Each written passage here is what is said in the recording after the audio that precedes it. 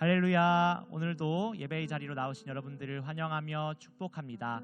저희 함께 기도하심으로 예배로 나아가겠습니다. 사랑과 은혜가 풍성하신 하나님, 또 우리의 승리가 되시며 우리의 영광이 되신 하나님을 찬양합니다. 하나님만이 우리의 왕이 되어주시고 하나님만이 우리 삶의 통치자 되어 주옵소서. 하나님, 때로는 그 주권이 우리의 두려움으로 인해서 흔들릴 때가 있습니다. 그러나 하나님, 주님만이 우리의 주인 되시고 주님만이 우리의 왕 되시는 것을 기억하며 날마다 나아갈 때 하나님 우리에게 승리를 허락하여 주시고 세상의 모든 유혹과 시험을 이기며 하나님의 영광을 선포하는 주님의 자녀들, 주님의 성도들 되게 하여 주시옵소서. 오늘도 우리 삶 가운데 그러한 승리 주실 줄 믿사오며 감사드리며 예수 그리스도의 이름으로 기도드립니다. 아멘.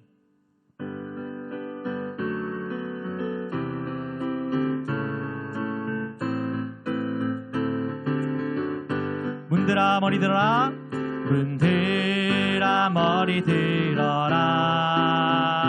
들릴지어다 영원한 문들아, 영광의 왕 들어가시도록 영광의 왕 들어가신다. 문들아 머리 들어라, 문들아 머리 들어라.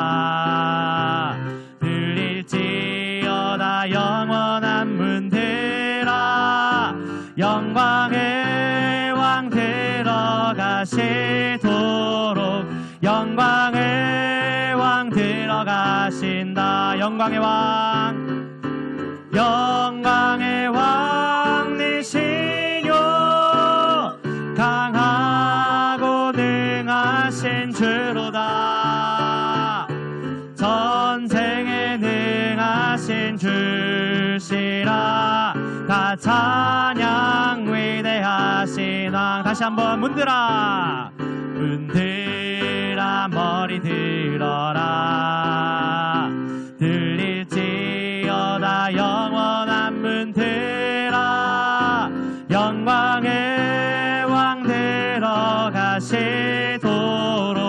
영광의 왕 들어가신다. 문들아 머리 들어라, 문들아 머리 들어라. 들릴지어다 영원한 문들아, 영광의 왕 들어가시도록 영광의 왕 들어가신다. 영광의 왕이시뇨, 영광의 왕이시뇨, 강하고 능하신 주로다. 전쟁에 능하신 주시라. 다 찬양 위대하시. 왕께 만세, 왕께 만세, 왕께 만세. 당신은 영광의 왕이라. 다 찬양 위대. 왕께 왕세, 왕께 만세,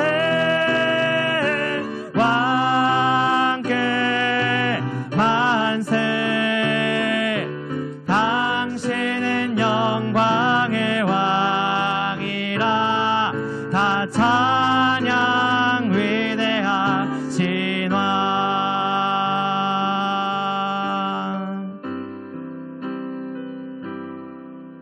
세상의 유혹 시험이 내게 몰려올 때에 나의 힘으로 그것들 모두 이길 수 없네.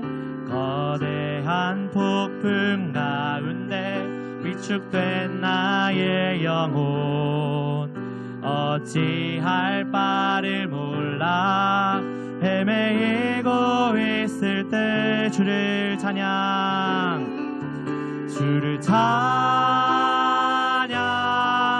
손을 들고 찬양.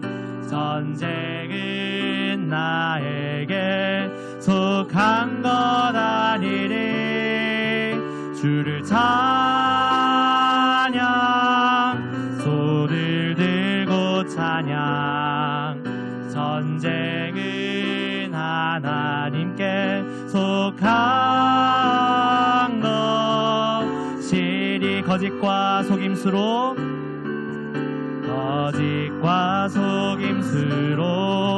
가득 찬 세상에서 어디로 갈지 몰라 머물거리고 있네. 공중의 권세 잡은 자 지금도 우리들을 실패와 절망으로 넘어뜨리려 하네. 주위를 둘러보면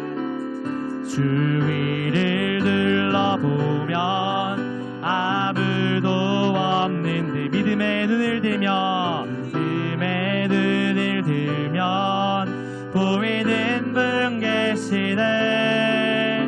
지금도 내 안에서 역사하고 계시는 사망과 어둠의 권세 물리치신 예수님. 주를 찬양,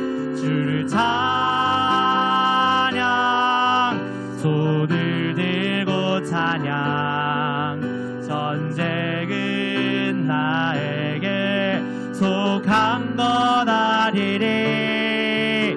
주를 찬양, 손을 들고 찬양. 전쟁은 하나님께 속한 것. 주를 찬양,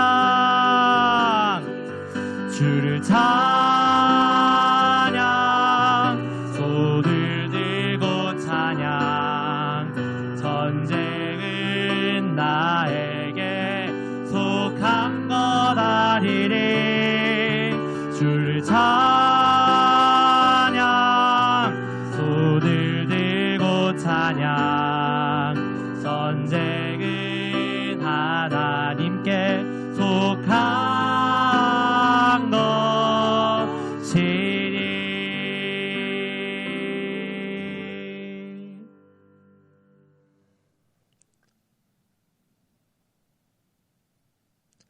할렐루야.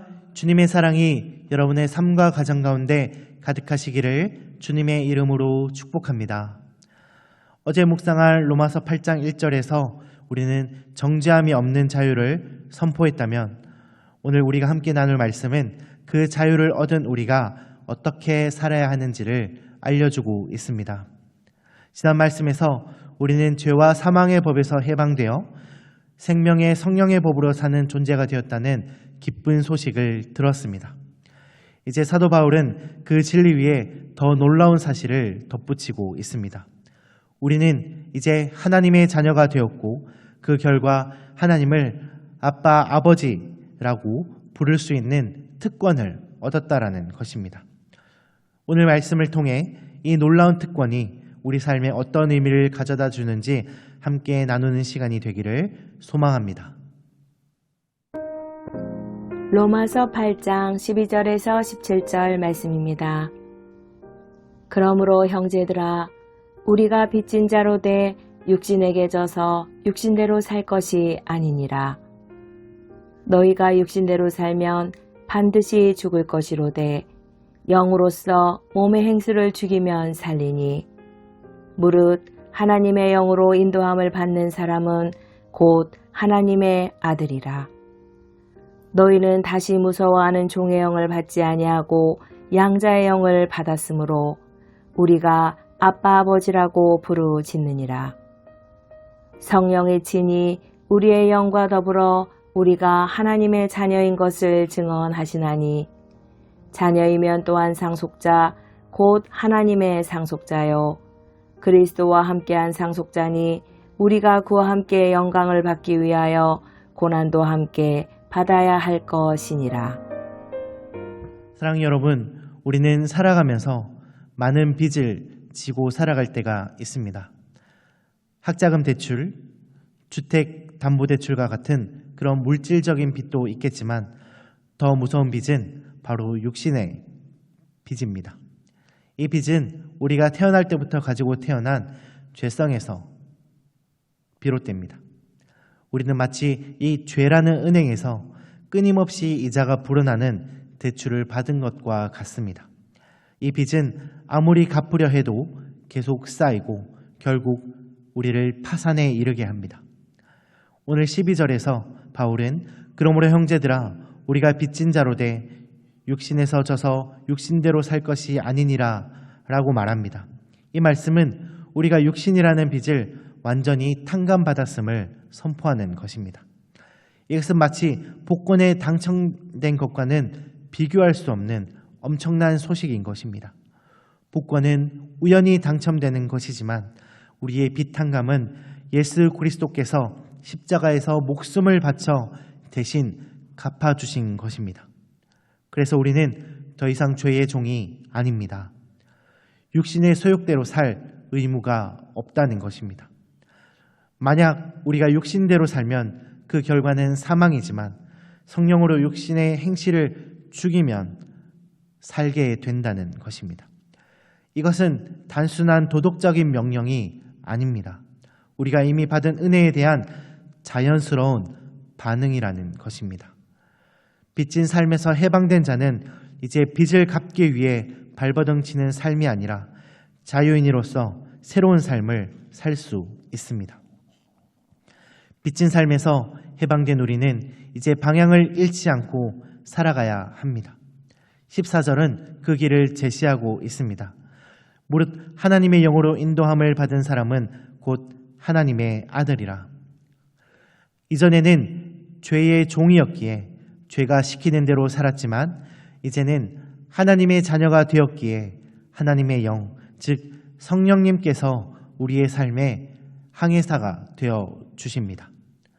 성령의 인도함을 받는다는 것은 어떤 의미일까요? 이것은 마치 내비게이션과 같습니다. 내비게이션은 우리가 길을 잃지 않도록 정확한 길을 안내해 줍니다. 길이 막히면 우회로를 알려주고 과속하면 경고음을 울려줍니다. 내비게이션이 있어도 운전대 조작은 운전자 본인이 해야 하듯 성령님은 우리의 모든 것을 대신해 주시는 것이 아니라 우리가 하나님께서 기뻐하시는 길로 갈 수 있도록 섬세하게 인도해 주십니다. 때로는 말씀으로, 때로는 내면의 음성으로, 때로는 우리 주위의 환경을 통해서 우리에게 말씀하십니다. 이 성령님의 인도함을 받는 삶은 더 이상 두려움과 공포에 사로잡히지 않는 삶입니다. 15절의 말씀은 이 사실을 더욱 명확하게 하고 있습니다. 오늘 본문 15절을 읽도록 하겠습니다. 제가 읽겠습니다. 너희는 다시 무서워하는 종의 영을 받지 아니하고 양자의 영을 받았으므로 우리가 아빠 아버지라고 부르짖느니라. 아멘. 과거에는 하나님을 멀리 계신 엄격한 심판관으로만 생각하며 두려워했습니다. 마치 아버지를 대감님이나 영감님이라 부르며 멀리했던 옛날 모습과 같습니다. 하지만 이제는 하나님을 아빠라 부를 수 있는 친밀한 관계가 되었다는 것입니다. 아빠는 어린아이가 아버지를 향해 부르는 가장 친근하고 애정어린 호칭입니다. 이것은 우리가 하나님과 얼마나 가까워졌는지를 보여주는 결정적인 증거입니다. 하나님을 아빠 아버지라고 부르는 특권은 여기서 끝나지 않습니다.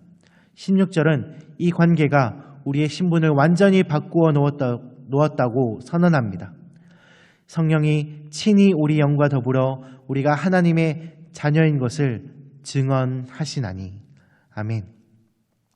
그리고 17절은 그 다음 단계로 우리를 인도합니다. 오늘 본문 17절을 읽도록 하겠습니다. 제가 읽겠습니다. 자녀이면 또한 상속자 곧 하나님의 상속자요 그리스도와 함께한 상속자니 우리가 그와 함께 영광을 받기 위하여 고난도 함께 받아야 할 것이니라. 아멘. 상속자는 부모님이 돌아가셔야 상속을 받는 것이 아닙니다. 상속자는 이미 그 모든 재산에 대한 권리를 가지고 있는 존재입니다. 이것은 마치 한 왕국의 왕자가 태어나는 순간에 그가 미래의 왕위를 상속받을 권리를 이미 가진 것과 같습니다. 우리는 이미 하나님의 상속자로서 이 땅의 모든 영광과 하늘의 모든 영광을 상속받을 권리를 가지고 있다는 것입니다. 그러나 바울은 여기에 한 가지 조건을 제시하고 있습니다. 우리가 그와 함께 영광을 받기 위하여 고난도 함께 받아야 할 것이라는 말입니다. 이것은 하나님께서 우리에게 짊어질 수 없는 짐을 주시겠다는 뜻이 아닙니다. 예수님께서 겪으셨던 그 고난의 길, 즉 자기 자신을 부인하고 십자가를 지는 그 삶에 동참할 때에 우리는 비로소 상속자의 삶에 합당한 존재가 된다는 것입니다.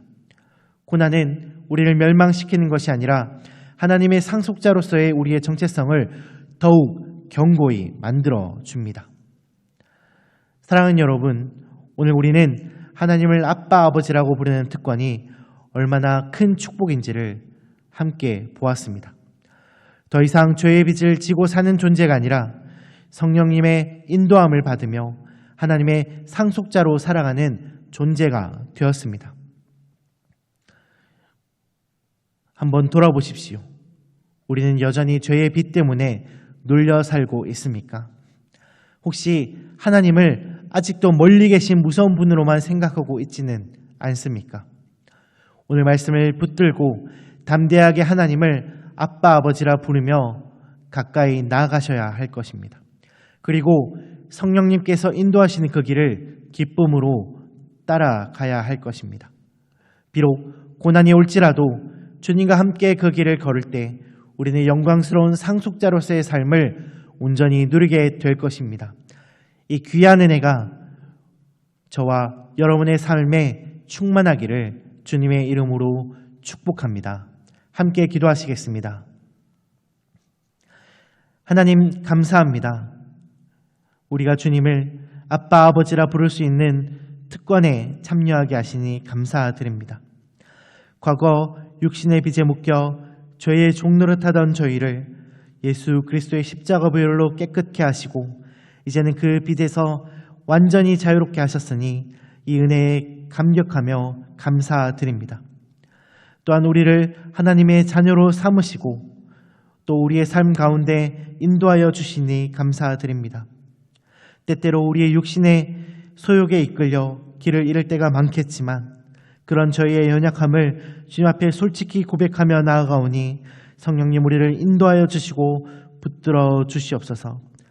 또한 우리가 주님의 상속자가 되었음을 고백합니다. 주님과 함께 영광을 받기 위해 고난도 기꺼이 감당하는 믿음을 허락하여 주시옵소서. 그 가운데 우리의 믿음이 더욱 견고해지고 그 가운데 주님의 영광과 은혜를 경험하게 하여 주시옵소서. 감사드리며 예수 그리스도의 이름으로 기도드립니다. 아멘.